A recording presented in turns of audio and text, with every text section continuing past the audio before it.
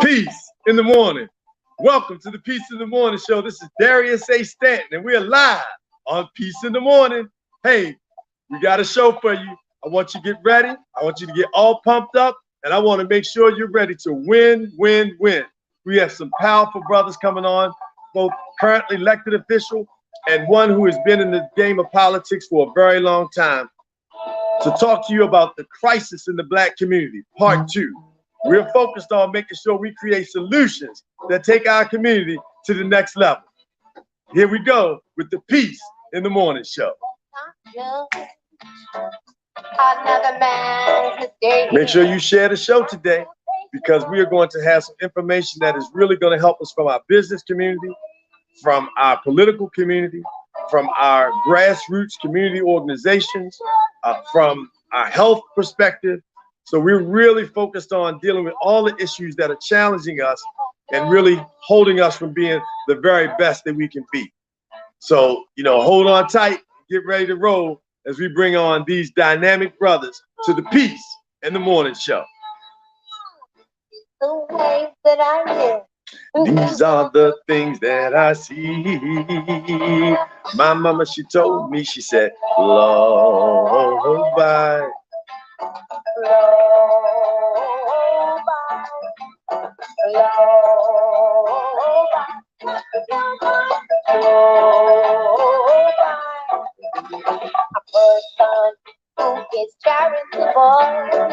Expresses brotherly love.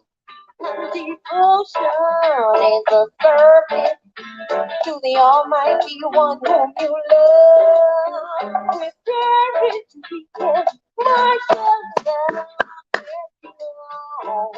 Gotta be bold for good.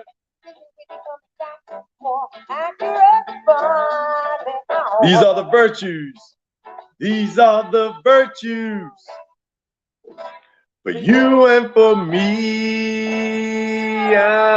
This is the way that I live, and these are the things that I see. My mama, she told me, she said, blow, blow, blow, blow, blow, blow, blow, blow, blow, blow, bye. All right, well, it's time. We've got the good brothers. We're going to bring them on in from Annapolis, Maryland. He is the former alderman in the city of Annapolis, been involved in politics and running leadership and civic rights issues since he was in Key School at Annapolis. But actually, before that, that's how he got to Key School, at Annapolis High School. The convener of the Caucus of African American Leaders, our very own Carl Snowden will be joining us, and we'll bring him on right now. Thank you. Good morning, peace and love. Good morning. Thank you. Thank you. Looking forward to joining this discussion with Brother Mel Franklin. No doubt about it. As a matter of fact, let's bring on the council member. He started at the city council, has been president of the council, county council, excuse me, in Prince George's County. Now county council at large. He's got a real big vision for Prince George's County, and we're excited to hear him talk about Empower Prince George's. We focus here on identifying the challenges, but then we get right into what do we do to solve that. We don't have a whole lot of time to talk about the problems without getting to the solution. So ladies and gentlemen, please welcome our very own council member, my very own council member at large here in Prince George's County, Councilman Mel Franklin. It's great to be with you, Darius. Really appreciate it. It's an honor to be with a legend and Mr. Snowden. It's quite a privilege to be with you, sir. But and a long time admirer. Thank you. I saw from your bio you worked at the Attorney General's office, right? I did, yes, I did for a couple of years with under our mutual friend Doug Gantzer. Yep. Absolutely. Well, one of the things that I talked to Brother Franklin prior to coming on was the fact that when you think about what's transpiring in America today, and let's make it real local, here in Prince George's County, in the state of Maryland, there was a long time that we were really, I use the term, tied to the kiss the ring politics, right? Which basically means, for those who are not familiar with the term, that we had to go to somebody else, which, you know, generally was probably somebody in the white community. And then, you know, we would acquiesce and we wouldn't even make moves until that person said, yes, you can do that, or no, you can't do that. No matter how important it was or what it meant to our community, if they didn't say it was okay, we couldn't do it.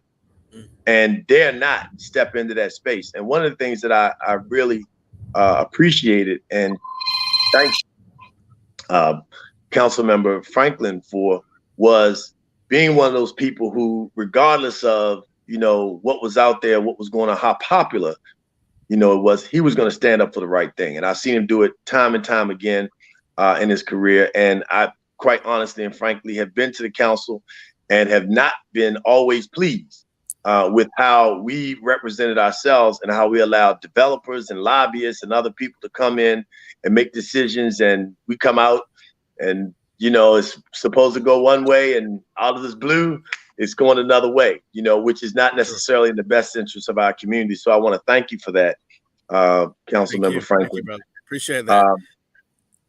And you know, you make a great, you hit the nail on the head. And even now, it's still challenging when we start talking about things like equity and inclusion, and when we try to turn them into more than just slogans. When you actually try to get equity and inclusion, particularly from an economic point of view, when it comes to actually making sure the flow of resources and opportunities don't continue the way they've been going, then you start to get the pushback you're talking about.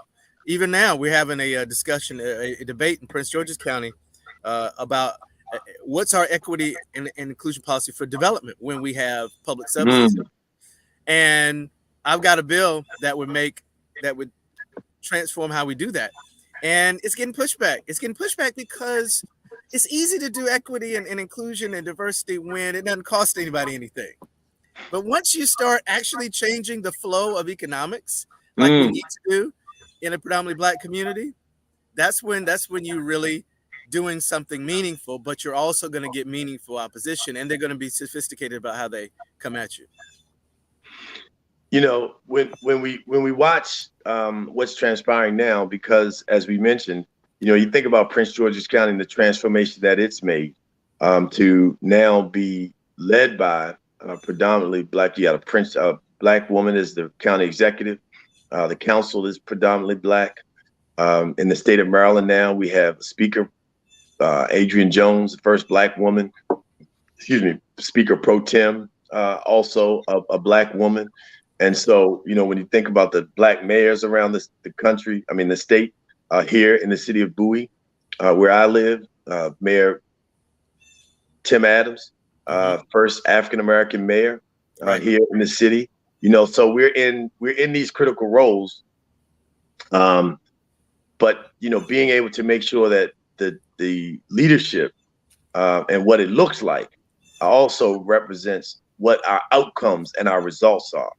And that's one of the things that we really want to be able to do in the convening of the Caucus of African American Leaders, along with Morgan State University, the Maryland Black Caucus Foundation, the state chapter of the NAACP, and a number of other organizations that have come together to create what is going to be called the Crisis in the Black Community statewide Black Leadership Conference. That's going to be held on Morgan State University's campus on July 8th and 9th. Please go to Eventbrite right now and register, share this show so that we can get the word out there, because we need to address these issues, but come up with the solutions, focus on the solutions, and what can we do when we come together. So, you know, I want to, you know, come back because we're going to address that throughout the broadcast. But I want to talk to you, Councilman Franklin, about your empowerment move. You know, the project that you put together, the initiative. And I love the fact that you know, we're talking about empowering us and shifting the resources, right? And one of the things I definitely also want you to engage upon is how important it is for people to make sure that they support you know, the folks who are making changes and taking those resources and putting them where they belong. Sure, absolutely. And you know, one of the things I've been privileged to be on the county council for 3 terms, running for a 4th.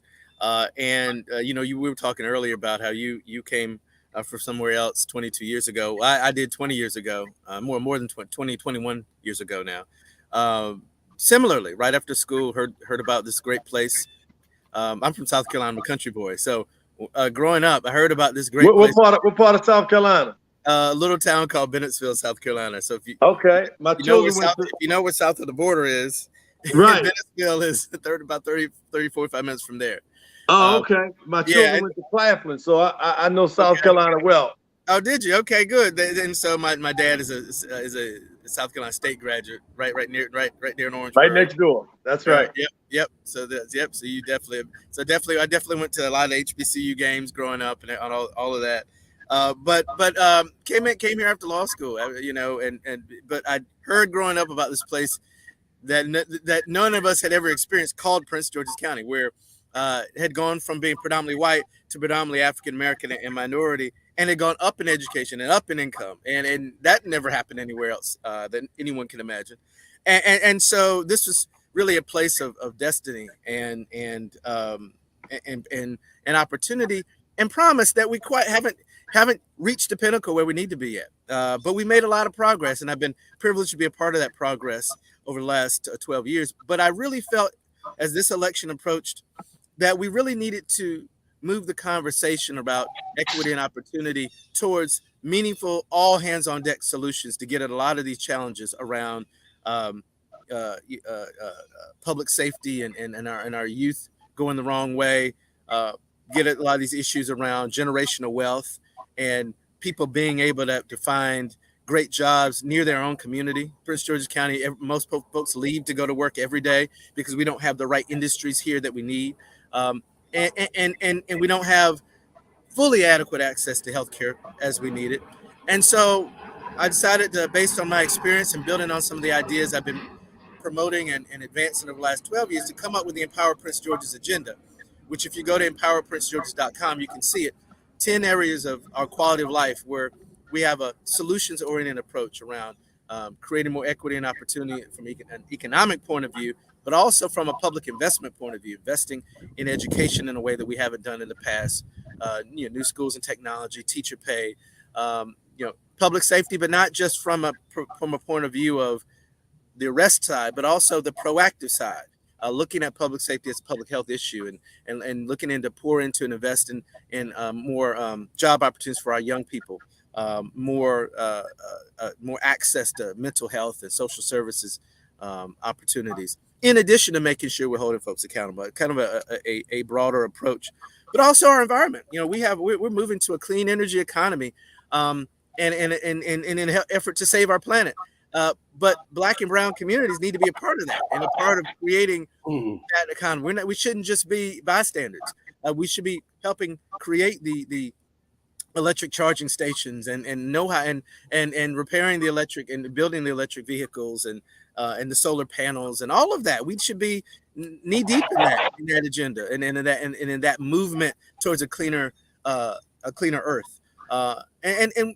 We should also make sure that we're taking care of what the legendary former mayor for life, Marion Barry, called the lost, the least, those who don't have a voice, but need assistance in poverty.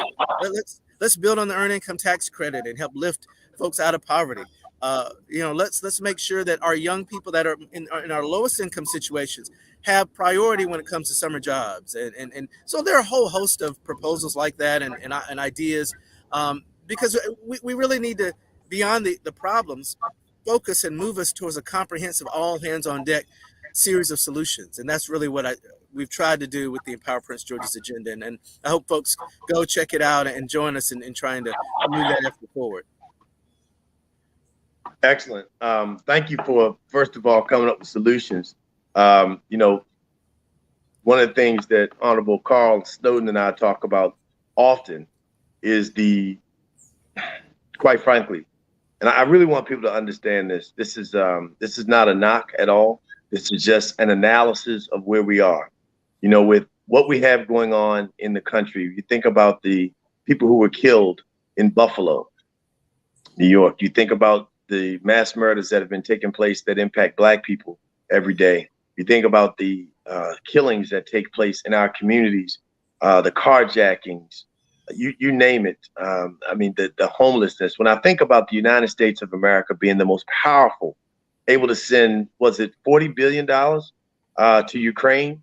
And we have our veterans, Black, white, Latino, you name it, men, women, veterans of the United States Army who served their country, risked their lives, left their families at home, and they're on the street homeless. Right. And we don't have a facility. We haven't created a facility for that. We don't have a place for them to go in every city. We haven't created a dynamic where we make sure that they have a place to come no matter what the situation is, that's their space. And so I say that because that basically equates, in my opinion, to avoiding leadership.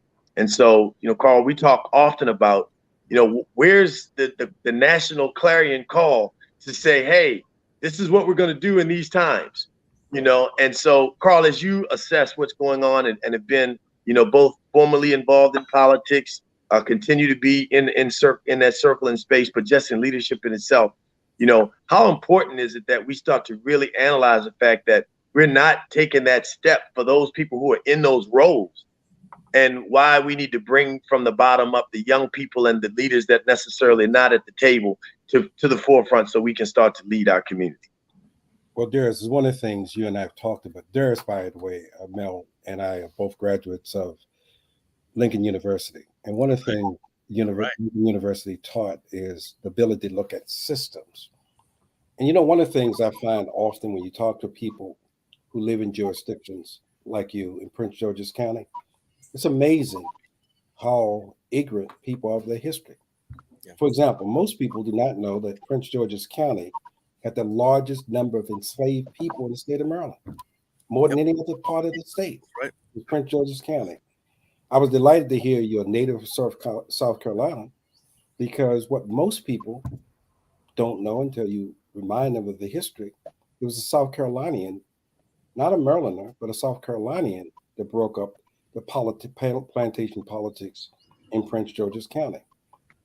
That South Carolinian was Jesse Jackson. In 1983, 84, he came to Prince George's County, a predominantly controlled white system.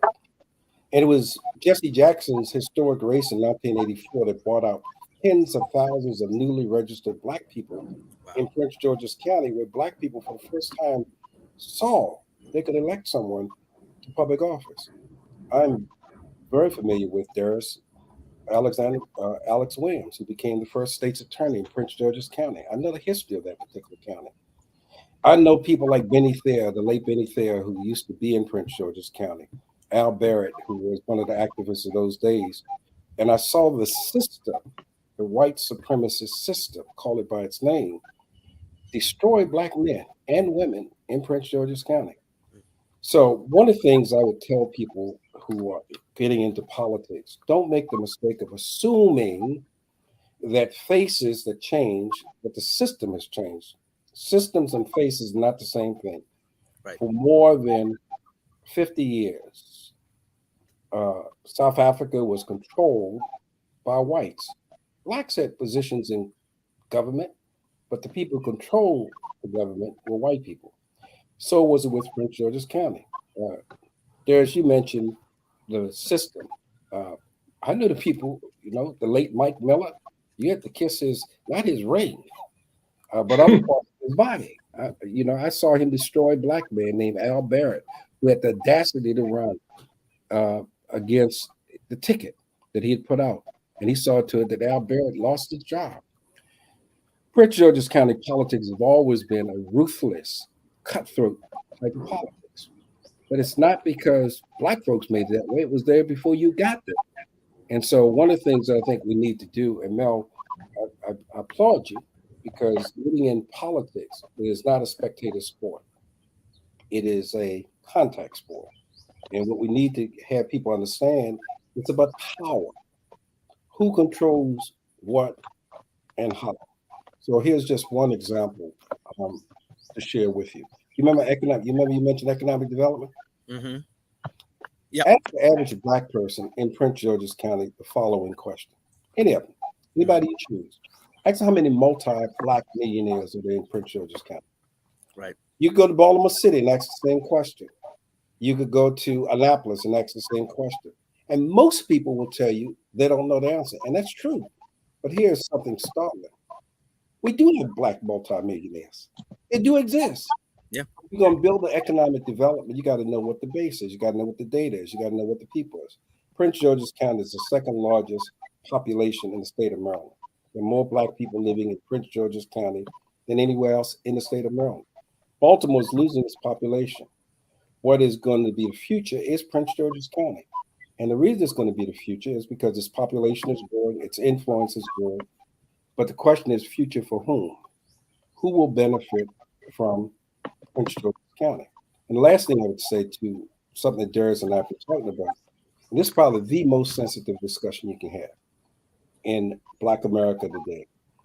What happens when you have black men and women who go awry, who for selfish reasons decide that they want to use the power they have to make themselves rich and their friends rich? But they, in effect, want to create the same identical system that white people had in Prince George's County. The only thing different is they want black people to be in charge. You know, when you have pay to play, that is not beneficial to the majority of black people. When you have outright uh, robberies and kickbacks, those are all things that were in place there before black people came into the system. And so when they came into the system, many of them took on the same traits as the whites before them. And I end on this particular note, which you've heard me say many, many times, and something I strongly believe. Two things. One, there's some roles that the government cannot, will not, and should not do. And one of those roles is to raise our children. That's our responsibility. But here's the second one, and it's deeply felt.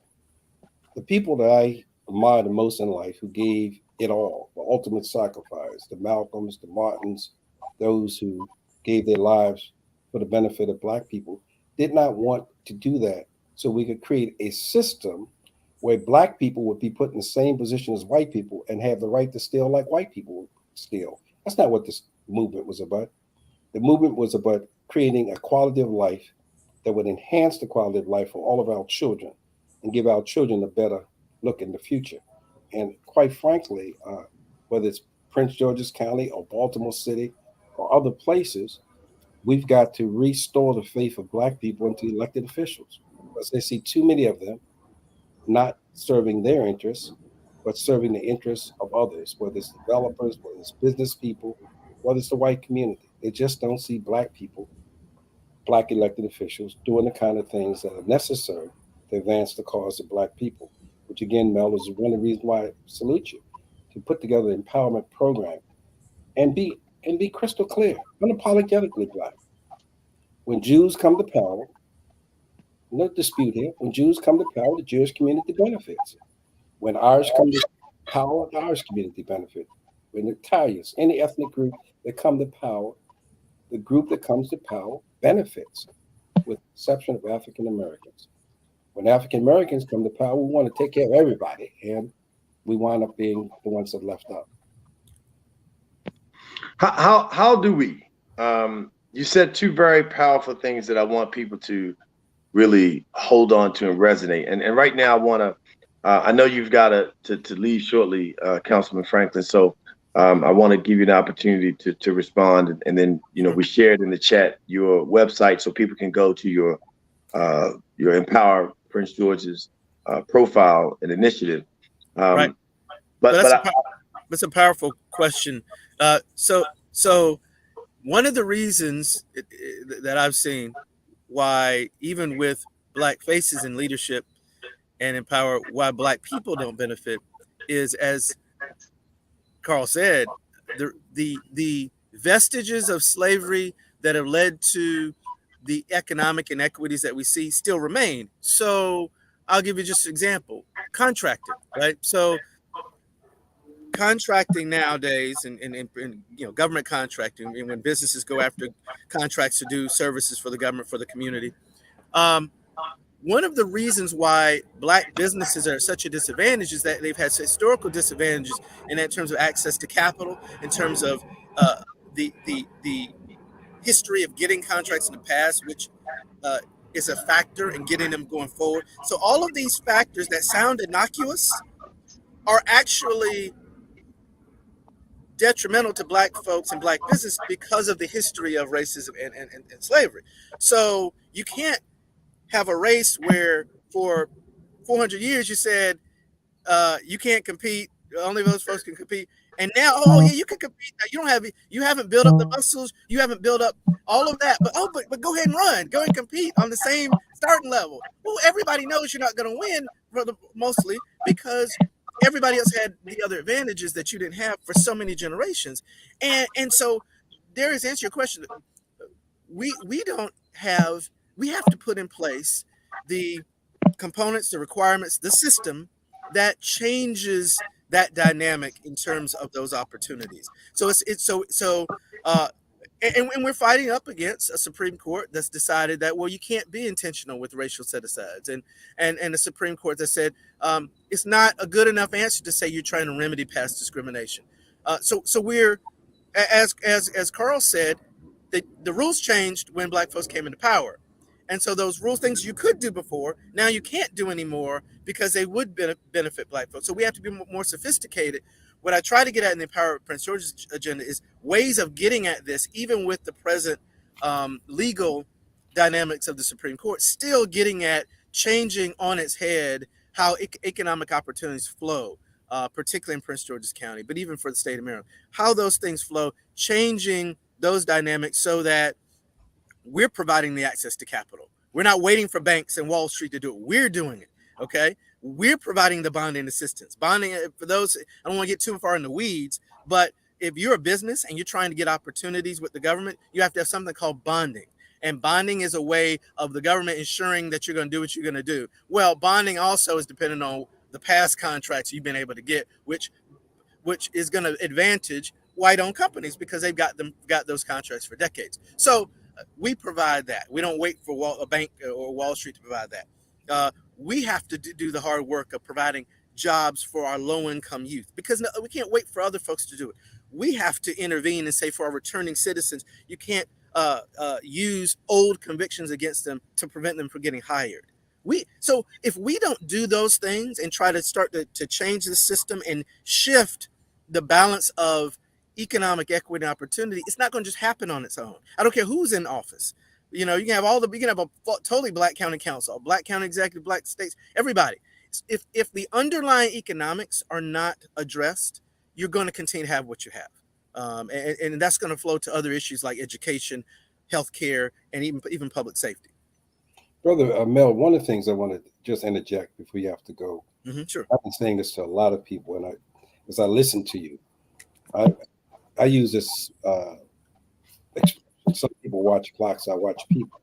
You on the lap, I just pay attention to watching people. And one of the things that I would just say to you, just hearing your brief bio, for people watching, I know where South Carolina is. I know the history of South Carolina. The fact that you were able to go to law school, get a degree, come to be an assistant attorney general, in running now for your fourth term in public office. There is something I want to stress to you. All too often, we collectively do not do. I want to make sure you don't get that. You are in the process of putting together a blueprint for the future. Please take the time, and I know people don't understand the importance of this, and start to write your book. You're not always going to be a council member. Sure. You've seen things that have occurred in your life. There are people that's following you who you can give them certain warnings, certain landmarks to take. Let me tell you about integrity for a moment. And this is why I want to stress this, but a system. But once we understand systems, we won't get confused. The system does what it's supposed to do. People say the criminal justice system is not working. It's not true. The criminal justice system that is in place is a system that was designed to do what it's doing, which is incarcerate Black people. That's what the system was designed to do. Make no mistake about it. Slavery was not designed to free black people. It's not what the system was designed to do. So what happens is when we get into these positions, as you have gotten into, you will run into experiences that you will have, that you need to make sure that you leave a blueprint for those who will follow you. For example, here's a very simple thing. Very simple thing. You happen to be, and I admire the fact that you're a lawyer because it means something to me from a personal standpoint. Bowie State has a law school. Students are matriculating to go into political science and go into law school. They want to go into public life. You've been there. You are there now. They are watching people, former colleagues of yours and others, who've gotten caught up in the system, Sure. who've gotten indicted, who've gotten convicted, who've gone to jail. What's the lesson that we tell young people? Do we just merely let it go as that dark saga of history that nobody talks about? Or do we take a young man like yourself going into these institutions and saying to college students, there will come a time you walk into a public office, come into office, somebody's going to walk up to you and say, here's how the game is played in Prince George's County. You want a liquor license? I can get you one. It's going to cost you $60,000. You want to get something built? I know how to get it built for you. Integrity is not something that happens by accident. Right. You've got to put that integrity on people. Tell them that their reputation is worth more than $10,000. Some people at Prince George's County went to jail for $3,000. Yeah. Print in Baltimore City, there's I know a council member, excuse me, as a member of the state senate, $1,800. What's $1,800? Right. Reputation gone. So we need a person like you who are negotiating and navigating the system. You didn't create it. This is a system that existed before you got there. Hopefully it will not be the same system when you leave. And be able to advise young people. You're running for public office re-election. I know you got people, youth that's involved. Please take them under your wings. Give them those pointers that they will need to know. Here's the thing that I attribute to Jesse Jackson, and it's so true. Jesse Jackson once said, if you run in a race, you may lose. Mm-hmm. If you don't run, you're guaranteed to lose. Right. We've got to get our young people engaged in a system where we require them to take on the status quo because it's theirs, their future. The crisis in Black America and crisis in leadership ends like this. And Darius has heard this. If you look at Chicago, right now there are many, many people dying in Chicago. Right. Chicago had one of the largest bloodbaths in the country, including DC. 3 prominent men live in Chicago. Jesse Jackson, Minister Louis Farrakhan, and Barack Obama. The 3 of us are meeting on screen like this, talking about these issues. They never do that. 3 of them don't meet. They don't talk about how we can advance the cause of Black people. But before we criticize them, we got to recognize this is something going on all over the country. And one of the reasons we're bringing together this conference at Morgan State University is inviting elected officials all over the state of Maryland, candidates all over the state of Maryland, activists, clergy members, all coming in the same room. Do you realize that in the state of Maryland, there's never, ever been in the history of this state an opportunity where all Black elected officials were in the same room at the same time, hearing the same thing? If you ask the average Black elected official, how many Black elected officials are there in the state of Maryland? They couldn't tell you. Right. They couldn't tell you. But once we get together and begin to develop this agenda that we all collectively agreed upon, the power that we would have is incredible. Nothing could happen in the state of Maryland if we had a unified community. Darius is the largest, the Black Legislative Caucus is the largest in the state, in the country, in terms of members of the Maryland General Assembly. What bills could pass if we were united? Absolutely. That's right. And then and I'll close by, and I know I've got to leave you, but I'd mention this. The state of Maryland only spends 3.8% of its dollars with Black-owned businesses. 3.8%, and we are 30% of the population.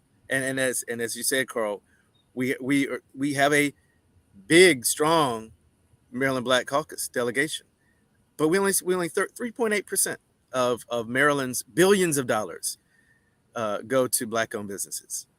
just if we could transform that statistic, That's right. from 3.8 to 20, that would be historic and transformational. And we can. Absolutely. If we're united. Mel, I want, before you go, I really want to get a commitment from you. I wouldn't jump in with this book. I'd love to see. Oh, I definitely will be. Yeah, I definitely will. I'll do that. I will do that. I will do a book. I absolutely plan I to. want you to do a book, and it's not for you. I want to be. No, I know. Yep. It's for I would people. definitely do that. I accept that ask. I would do that. You're not a native of Prince George's County. You're a transplant, and by the way, many people are transplants from Prince George's County. But there are people who've gone this way through Prince George's County. I mentioned the name Benny Thayer. You got to be a long time Prince Georgian to know who Benny Thayer was, or Al Berry. Yeah. These are men and women who come this way. We cannot let their contributions be lost to history. Absolutely. Men like you who are in a position to make those copious notes, to pay attention, to watch people in real time, which you have the unique opportunity to do. You know, you see them privately and you see them publicly. There will come a time when you can tell a story. And please tell that story. It's going to be so important. How did Mel Franklin come from South Carolina to Maryland to the pinnacle of power? How did that happen, and why? So as Carl does this, and we're going to bid you adieu, Councilmember Franklin. Thank you so much for joining us. We did put your link in the chat so people can follow you and learn about your program. But while we want you to write that book, and I totally agree, I also want to give you ask you to commit to also doing a video documentary. And the reason why I say that is because the imagery, we need to read books. It's so important because they translate. I mean, their books, the Bible is the greatest example, right? Right. But also the importance and the power of us seeing positive images of Black men. Right. The greatest thing about Obama's presidency, in my opinion, and I've heard Carl speak to this as well, is the fact that for 8 years, his image of him, his wife, and his 2 children, unscathed primarily, were able to be prominent for everybody to see. Little Black boys, white girls, all over the world. So thank you so much, Councilmember Franklin. I know you got to go. Absolutely. We'd love to have you back, and we've invited you. Hopefully, we're going to be able to have you at the Crisis in the Black Community Conference. Send me the details. I would love to be there and be a part of that. It sounds like a historic gathering. So please invite me. And Carl, thank you so much for your kind words, your leadership, your legacy. I really give all honor to you. Thank you. Yes, thank you. Excellent. Take care. Thank you. All right now. Bye-bye.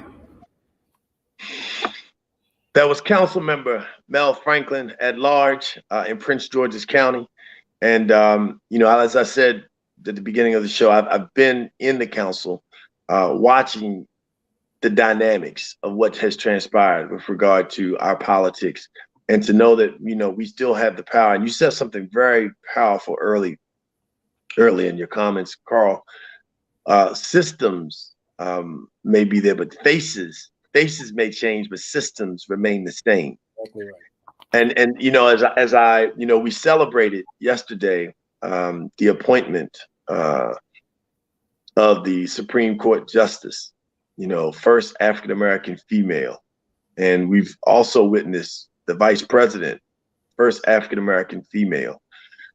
In the State House, you witnessed in the state of Maryland, we saw Adrienne Jones become the first African-American female in that role. And there's 3 different dynamics. So you have the Speaker of the House, Adrienne Jones. You have the newly elected or appointed Queen, who was appointed to the Supreme Court. And then you have our Vice President, right? The distinction between what the sister does in the Supreme Court, we don't know yet. We don't know how she's going to vote. We don't know what she's going to write, the stand she's going to take as a Supreme Court justice. Kamala has been, Vice President Harris has been in her role for some time now. So we kind of see, how far she's going to step out there. There were some questions asked of her early on about reparations.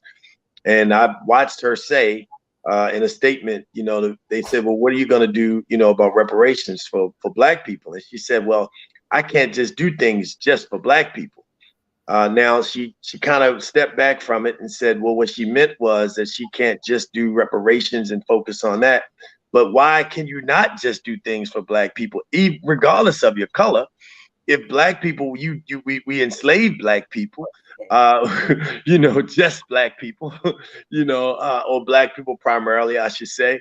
So why could we not do something just for Black people? We wrote a doctrine to protect, executive order to protect Asians. When the shooting that just took place in Buffalo was primarily Black, but there was a Jewish person there that was caught in that fire and also shot. Do you know that they created an executive order against hate bill against Jews to protect them? But we still do not have an executive order protecting African Americans under a female vice president and a president, as you mentioned. Had it not been for the South Carolina congressman who stepped forward and got behind him, it changed the complete trajectory of the election. And now I'm going to, shift to the Speaker of the House, Adrian Jones, who said in 250 years, we've had a white agenda in Annapolis at the state legislature.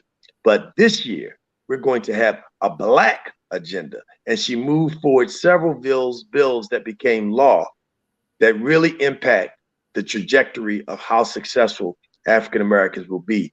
Talk about the dynamic and how this crisis in the Black Community Conference will be able to help us to, when we not only get there, but that when we get in power, we act like we're in power. Well, I think it's two focuses we need to deal with. One is we got to educate our community that voting is only one aspect of holding people accountable. Once we get people in the public office, we've got to monitor the behavior and hold them accountable. But secondly, we've got to free Black people to get to public office, to get them to understand that it's okay. Once you're in the public office, you have power. You need to exercise the power that you have. People have a lot of criticism of Donald Trump, as they should. But the one thing no one can deny, Donald Trump didn't have any power, didn't have any problem with exercising power. Mitch McConnell, who is the minority leader in the Senate, not the majority leader, but the minority leader. When he was majority leader and Barack Obama put up his nominee to be Supreme Court nominee, he said, we're not going to deal with this. And they didn't. So once we get people to get into public office, we've got to make sure they understand how to use the power that they have to make things happen. And too often, I think what happens is when Black people, are not accustomed to being in office and they're not accustomed to using power, believe that if you start to say that you will do things that will benefit Black people, that will come back to hurt you because people will view you as somehow provincial. That's just not true. When white people come to public office, white people never have any problem saying what they're going to do for their constituents. In fact, they have ribbon cuttings, ceremonies. They go and make to let people know, and they don't have to even use the word white. They know. I saw a recent ribbon cutting ceremony that was in Anne Arundel County, and in the entire picture, nobody Black was there at all. It was all white. Photos have a way of just speaking to who you're really talking to. You don't even have to say certain things. So Perrin Mitchell, who was the first African-American congressman, a man I greatly admired, understood that if we're going to make a difference in this system, we've got to be able to exercise the power that is given to us. The fact of the matter is that there are things that nobody's preventing us from doing, we're just not doing it. So this conference that's going to be at Morgan State University on July 8th gives people an opportunity from around the state of Maryland just to come together and to talk and to share views. There are people watching, perhaps, who have some ideas on how we can address the issue of gun violence. But we want them to come to this particular rally, or this particular conference, rather, at Morgan State University to share what their views are. There are men and women who perhaps are watching who think that they have the solution to what it will take to deal with the issue of poverty. whether it's in Prince George's County or Baltimore City or Cambridge, Maryland? How do we address poverty? What can we do as Black men and women to address the issues confronting our community? And what I really like about this particular upcoming conference is everyone who comes there comes with the understanding that whether you have a title as a congressperson or an attorney general or whatever your title might be, you're on the same level as the activist, the clergy person, because if any one person had the solution to the problem, we would need this conference. So we invite people to come with their ideas, come with the ability to listen and exchange ideas and understand that we are a diverse community. We're not a monolithic community, very diverse. We have a lot of different opinions in our community. But the one thing we know from history, and nobody can deny this, whenever Black people collectively make up their mind to do something as a people, we do it all the time. King's birthday didn't become a national holiday because other people wanted it. It became a national holiday because we wanted it. Nelson Mandela didn't go to prison into the presidency because other people wanted it. It's because we wanted it. Whenever we collectively decide to do something, we can get it done. And we've done it so many times. So I'm hoping that when we meet on July 8th and 9th, next Friday and Saturday, that those who will be gathering will come with an open mind, open heart, open hands, and a willingness to work together across party lines, across gender lines, across even sexual preferences. We need everybody to be part of this struggle. Carl, as you mentioned something I thought was key, that leadership begins with us as individuals. It is not just placed upon those who are elected. It is not placed upon those who are appointed, not even those who have the most money or drive the fanciest cars or live in the biggest houses. And so being able to be present at this conference and know that you have a voice, know that you can make a difference, and that something that you can say and share at this conference over the next 2 days is going to be recorded, and then it's going to be merged in to, even amongst ourselves as the steering committee for this, we're challenging one another to make sure that we stay open and don't stay stagnant with just our ideas. That's right. Even though we, as you said, both of us are proud graduates of the Lincoln University Masters of Human Service program, we still have, one of the things that we learned at Lincoln is a system. You must remain open and you must let fresh and new ideas come in. Otherwise we become stagnant. And that's why we encourage young people, Darius. You have emphasized over and over again the need to bring youth in. And again, I'm a historian. I'm one who looks at history. Just look at who changes the world. Young Martin Luther King Jr. was 26 years old when he came into the national scene. 26 years old. Emmett Till was 14 years old. The fact of the matter is, young people have been on the vanguard of change. It always has been that way. Huey Newton was 22 years old when he founded the Black Panther Party. Most people don't understand, particularly young people. You don't ask for power. Power's never given. Nobody told Martin Luther King Jr. or Stokely Carmichael or H. Rap Brown, these were young men of my generation, that they had to wait in line. They refused to wait. Stokely Carmichael was 26 years old when he came into national prominence. 26 years old. Fred Hampton was 19 years old. So we want to encourage young people to get involved and to bring their fresh ideas to it. Now, I must quickly add, of course, there is something to be gained from experience, from youth. I mean, from people who've been there. There was a guy in 1972, there was a national Black political convention in Gary, Indiana. And at the time, this old man was speaking. His name was Coleman Young. And Coleman Young came out of Detroit, Michigan. He was part of the union labor movement. He was nobody to play with. And at the time, some of us young Turks thought this man had his day had come and gone. And Coleman Young said, well, if any of you want to go outside, I'll meet you in the alley. And by the way, he was in his 60s then. I said, God damn. But he was a tough person. So we can learn from each other. It's intergenerational, the things that we can teach each other. Um, one of the things, and I'm sure you can appreciate this from your own life experience, but if you ever run into somebody who said, I don't see what he sees in her. They look at this woman that this man is with, and they say, you know, I don't see what he sees in her. Why is he still with her? They don't know what you know. She's been with you through thick and thin. She saw you at your best. She saw you at your worst. She gave you the kind of support that beauty alone won't give you. It's the kind of person that has manifested this kind of love for you that transcends that moment. And there are a lot of people that I see it all the time. As you get older, one of the things you come to appreciate what real beauty is. Most people think of beauty as that thing that is attractive. I know better than that. Because what happens is as you age, as anybody age, what once was perceived to be beauty will fade. The beauty is the inner beauty, the inner strength, the ability to be able to see things that others can't see, and to be able to say to you, we're going to make this, we're going to make it through this. To have a companion on your side who's with you through thick and thin, the term called soulmate. Mm. For men who are watching and women who are watching, I can tell you, if you're ever fortunate enough, and not everybody finds a soulmate. By the way, a soulmate is not the person you marry. A soulmate is not the person you date.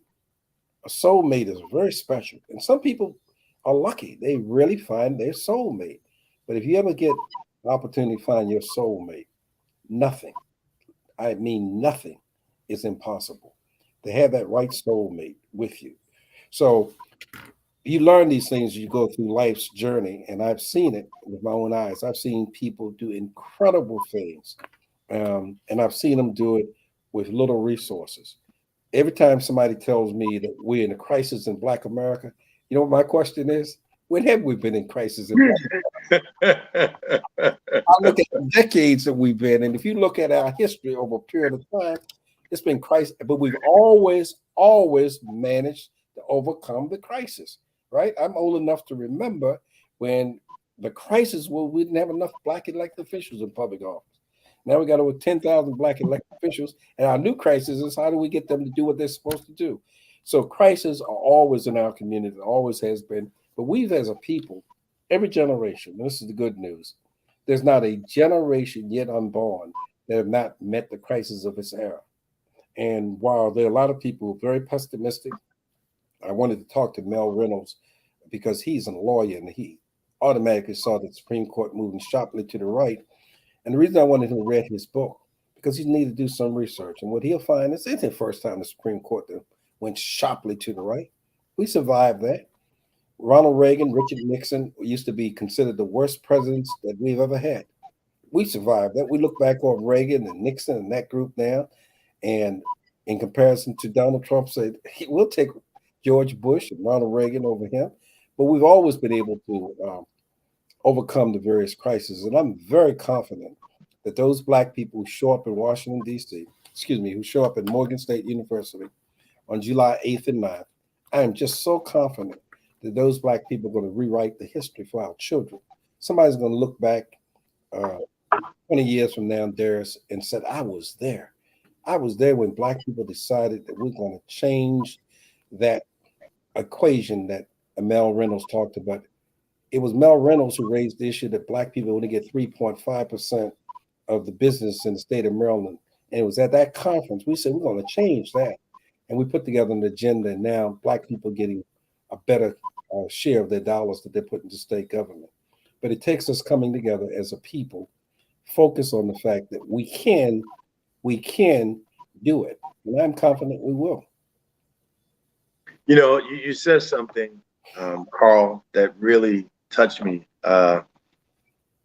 Two things. One, I want to encourage people to register right now. I put the link on in the chat. You can go to Eventbrite right now. You know, we're looking to bring several hundreds of people to this event. But I remember being in the room with my grandma, with my mother, in meetings with Perrin J. Mitchell and Tony Fulton and Larry Young and Billy Murphy as a child in Baltimore City when we moved to Baltimore. I remember being in rooms with Cecil C. Burton, who was one of the greatest coaches in politics, in business, in leadership in Anne Arundel County in the state of Maryland. He was an A&T grad, proud Aggie. I also remember being on the lap, sitting on the lap. You talked about this yesterday, of Reverend Dr. Martin Luther King's father. Yes. When Dr. King's father came to Annapolis, Maryland, at the urging to preach at Asbury United Methodist Church, who was brought there by the male chorus at the time. And he was staying at the Maryland Inn on the church circle. And my grandfather took his grandson, a little boy, and I was the only child in the room. And Daddy King picked me up and sat me on his lap the entire meeting. Now, what would I know about that? Right. And yesterday, I'm standing at a press conference when you talked about the anniversary, and I'd like to take a moment of silence with the close of this, about the anniversary of Mama King, the mother of Reverend Dr. Martin Luther King, who was assassinated just for being the mother of the king. The man was already dead, and they killed the mother. And, you know, so I want to take a moment of silence just to honor Mama King for her sacrifice.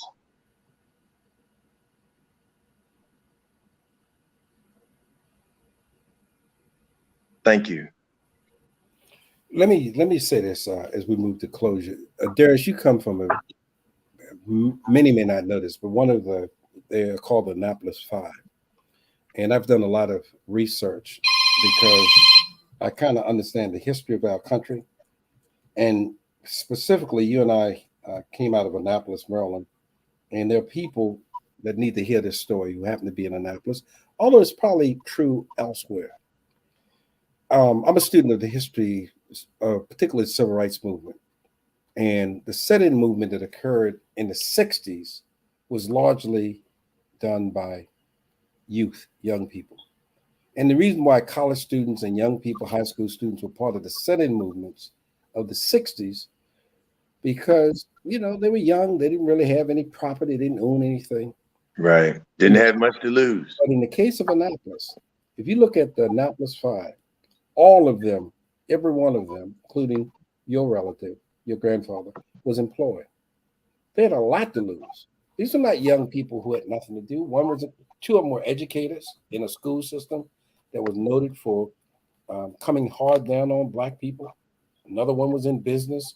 I mean, there were these people who gathered in November of 1960 when the sit-in took place in Annapolis. Didn't know what the future would bring. They had no way of knowing whether or not this particular protest would end their careers. And one of the things that come out of you is your spirit, which I think you inherit from your grandfather. This spirit that says that I'm going to trust in a power that you can't see. I'm going to trust in the power that put wetness and water, blue in the sky, and allow birds to fly. I'm going to trust in something larger than life. And so often people get caught up in the moment in politics, forget that there are really two powers going on all at the same time. There's the power of man and mankind and what he and she can do, the whole humankind movement. And then there's this greater power. It's a power that has never, ever forsaken us once we plugged into it. That's why I'm so. If, as Dr. King used to say, if racism at its worst, slavery, that cruel system that destroyed and murdered millions and millions of people, if that system couldn't prevent us from rising, if another 100 years of Jim Crow and segregation couldn't stop us, I know that if our young people know their history, when you use the term kings and queens, they would really understand who they arrived from, who their real people are. And so Shaka Zulu used to say, he was one of the warriors, never leave an enemy on the field. Never leave an enemy on the field. They will rise again. And so many of our people have made the mistake of leaving us on the field, thinking that you know, because we have been for momentarily handicapped, that we're finished. It's all over. It's over. I know so many people, obituaries have been written politically who are black. And people say it's all over with. Marion Barry. Oh, he gone now. He got arrested. He gone to jail. You ain't got to worry about him no more. They got a statue to Marion Barry, the only one ever in Washington, D.C. Harold Washington, you know Harold Washington went to jail for tax evasion. He's finished. Ain't nobody going to elect him no mayor. Became the first African-American mayor in Chicago. And the list just goes on and on with people who just had the audacity. Shirley Chisholm. I'm running for president of the United States, a black woman, 1972. And when I say black woman, you know I don't mean Halle Berry black. She was a black woman and did not miss a beat. No, she did not. Came out of the tradition of Harriet Tubman. Man, I'm not trying to advertise and sell no cologne or perfume. I'm here to save my people. And so it's that kind of, I think, fiery determination that's going to make a difference. So I want to again urge people to wherever you're listening to. I saw Lori Brittingham make a comment. Lori is over in Berlin, Maryland, Worcester County, near Ocean City. We want you to come down and join us as we get ready to make a difference. No matter where you live in Maryland, whether it's Allegheny County, whether it's Prince George's County, whether it's Harford County, Howard County, wherever you live, please join us. Come. It's free, by the way. There's no admission. We're absolutely making it free. We want everybody to come. You know, it is open to the public. And lastly, I just want to share with you, Darius, as you well know, Morgan State University is one of those black institutions. And you said it earlier, and I just want to underscore this. It was Speaker Adrian Jones, who happened to be an African-American woman, that used the power of the speakership to make it possible for African-American black colleges and universities in the state of Maryland to get unprecedented funding. Unprecedented funding. That one act by the Maryland General Assembly will for generations benefit black people for years to come. And that's the kind of contribution that we need to have all of our people come and make a contribution. It was the late Whitney Young who once said, nobody can do everything. Everybody can do something. And we just want people to do their something, whatever their something is. Please come and join us in Baltimore City, Morgan State University. And Darius, here's a telephone number. If you could give that to people. I know you put up the information dealing with how to register. But if people have questions about directions or how to get to places, what number can we give them to call? I'll definitely put that number now in the chat. And also, Carl, I think you said something that was again, so that triggered something for me, and that is just the importance. It's going to be a free conference. And not only is it going to be free, we're going to feed you. We're going to make sure if you're a vegetarian, you'll be able to eat. If you know whatever your challenge, we're going to do everything that we can to accommodate it. We're going to make sure that you're secure. We're going to have safety there. We're going to make sure that we adhere to protocols of health. But we need you to bring your children. We need you to bring your grandchildren. Don't worry if they're crying. Don't worry if they're laughing and running around. I said that story and you echoed it in terms of my grandfather. And, you know, one of the greatest things about my grandfather, who taught me, William H. Lamb Johnson Jr. is his name. All the things that he did, he never told me about the sacrifices that he made. And he, at the time, worked at the Naval Academy, which was a federal government institution. He could have been killed. He could have lost his job. He had 4 children and a wife and a home that they owned and had to pay a mortgage on. He could have lost everything, including his life. And he went every day, all night. And then my grandmother sent a cab to soak his feet. But I want you to understand the importance of presence. Bring your children. Don't leave your children at home. Let them hear it. Let them feel the power. Let them feel the spirit. Let them see that no matter what's going on in the media, Black people care. They love you, and they're going to stand up for you. Because President Wilson, who's doing an excellent job, if you have an opportunity to donate and contribute to Morgan State University, he said these things. I said, thank you for being so bold. And I was commending him on honoring Colin Kaepernick with an honorary doctorate degree. And he said, it's easy to be bold when you have people to be bold with you. And our children need to see us be bold for good. And Carl, I want to thank you for being bold and continue to be bold as we close here on the Peace in the Morning show. We will include the number here in the chat to make sure that people know how you can reach us. And if you want to be involved as a sponsor, we still need sponsorship dollars. It's going to cost money for us to feed breakfast and lunch. We're going to need to take care of the security and the cleaning and all of those things. So we need your financial support. So please support us.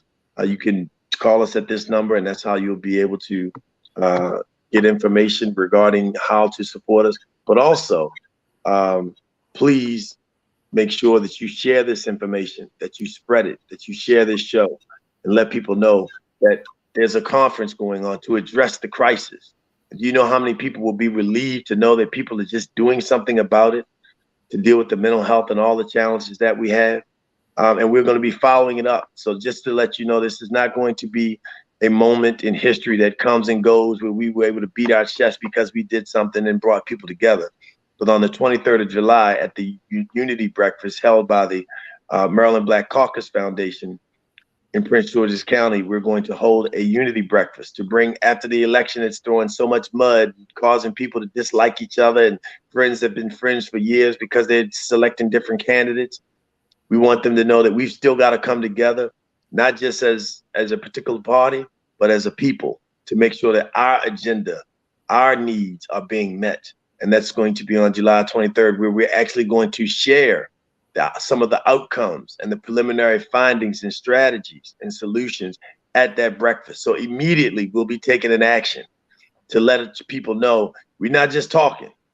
We're doing this because we understand that there's a bright future ahead of us and that we're going to not only survive, but we're going to thrive.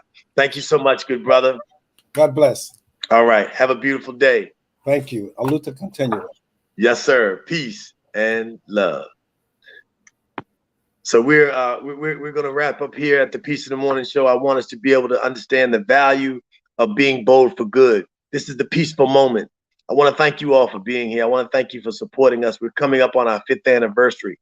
And so if you have a way that you'd like to support us, you can hashtag and send us some support through hashtag cash. This is $ Love Stream 422. I'll put it in the chat. That's Love Stream 422. But more importantly, listen, we have an opportunity to really make a difference, not only here in the state of Maryland, but around the world.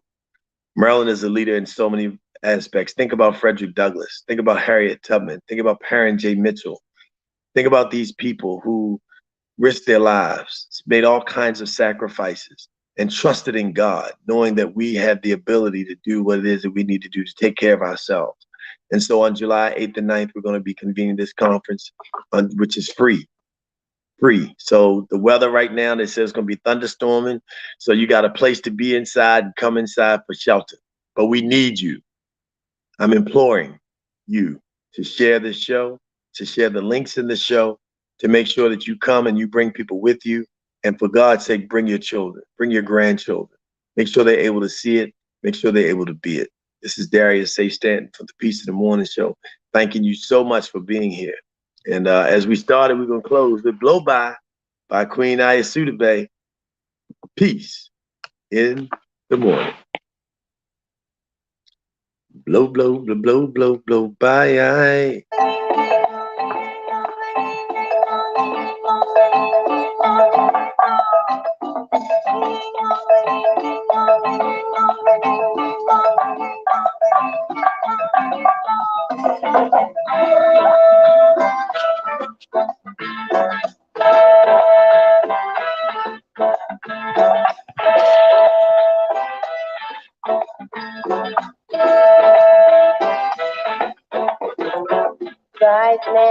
does not judge another man's mistakes, and the patient mind is always willing to wait.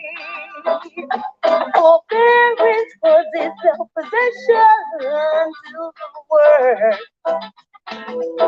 And you know a kind man, he never knows how to hurt. These are the virtues for you and for me. Ah, this is the way that I live, and these are the things that I see. My mama, she told me, she said, blow my, blow my, blow my. Listen to these words and we'll roll out. A person who is charitable expresses a brotherly love, and devotion is a service to the Almighty One whom you love. With courage we can marshal our very own power, and with precision we become exact, more accurate by the hour. These are the virtues for you and for me. Ah, this is the way that I live, and these are the things that I see. My mama, she told me, she said, whoa, whoa, whoa, whoa, whoa, whoa, whoa, whoa, whoa, whoa, whoa, bye. Make sure you share this show. Whoa, whoa, whoa, whoa, whoa, whoa, whoa, whoa, whoa, whoa, bye. Thank you so much for joining us. God bless you. Have a beautiful day. Don't forget, when you get an opportunity, to share this show and make sure you let people know that we are going to be fine.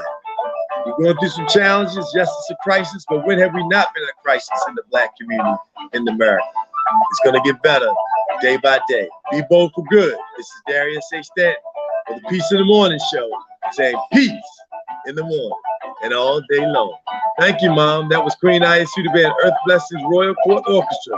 Thanks so much for Carl Snowden, Honorable Carl Snowden, and Councilmember Mel Franklin for joining us this morning. We'll be back with part 3, the crisis in the Black community, next week, as we have young people talk about the importance of being at this conference. Peace in the morning.